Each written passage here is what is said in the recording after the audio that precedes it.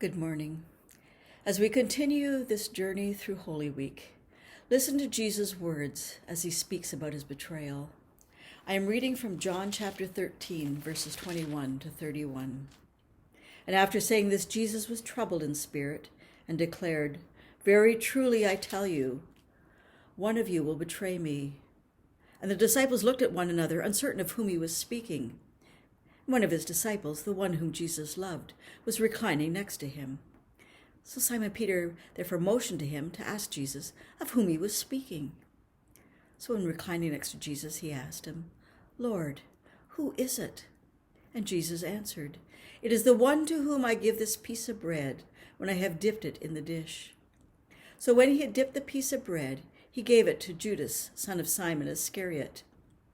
And after he received the piece of bread, Satan entered into him, and Jesus said to him, "Do quickly what you are going to do." Now no one at the table knew why he said this to him. Some thought because Judas had the common purse, that Jesus was telling him, "Buy what we need for the festival," or that he should give something to the poor. So after receiving the piece of bread, he immediately went out, and it was night. And when he had gone, Jesus said, "Now the Son of Man has been glorified, and God has been glorified in him." This is the Gospel according to John. While Jordan was with us, he introduced us to a Tenebrae service during Holy Week. Now the word Tenebrae comes from the Latin meaning darkness or shadow. We held the service on a Wednesday evening. Well, traditionally the Tenebrae services would span over Maundy, Thursday, Good Friday, and the Saturday Vigil. Now, this is a long time to sit in darkness. It is a very solemn and often uncomfortable service, and can be very long depending on the number of readings that you incorporate. You silently enter the darkened church, lit only by a row of candles. The readings are structured around Psalms, lessons from the book of the Lamentations of Jeremiah the prophet, readings from the Gospels and responses, and followed by moments of silence. After each lesson, a candle is extinguished. This is a time to reflect on the things in our own lives that quench God's Spirit. For many, the night is a scary place, filled with hidden dangers and threats. And we read in today's Gospel that even Jesus was troubled in spirit. And this is the second time we read a similar phrase. In yesterday's reading, in chapter 12, verse 27, we read that Jesus, when speaking of his death, says, "Now my soul is troubled." As we journey through Holy Week, we are tempted to skip ahead to the triumphant hymns Easter morning, to chocolate treats and time with family.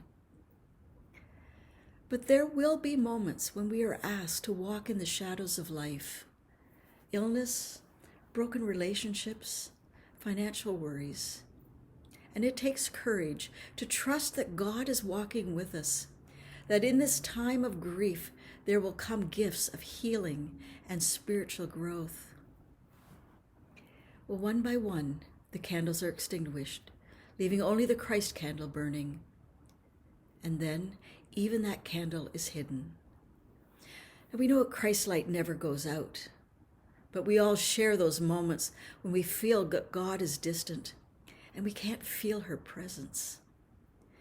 And when all hope seems gone, a loud crash is heard, signifying the earthquake that broke open the tomb, and the Christ candle is returned in anticipation of Jesus' resurrection.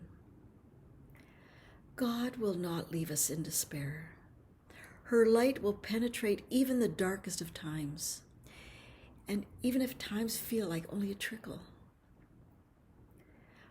Well, this is a jarring moment, and even though I know it's coming, I still jump. I think sometimes we need to be shaken from the sleep of our complacency to remember that Jesus, in defeating sin and death, came that we could have an abundant life. Now, as someone whose default mood is melancholy, I love this service. See, I'm comfortable sitting in silence with my bleak thoughts. But probably for all the wrong reasons. You see, here, all my thoughts are hidden, but not dealt with. We are invited to enter a place of inner reflection and self-examination. But then we are called out of darkness to become Christ's light to our families and neighbors. This is the good news. Dear friends, do not lose heart. God is faithful and lovingly invites us back into unity. And just as melting snow reveals tender shoots bearing new life, as cheerful robin's song promises longer days, and as the spring sunshine warms our hearts, Jesus came to offer us the hope of new life, victory over the sting of sin and death. Amen. I wish you a blessed Easter, and I'll see you soon.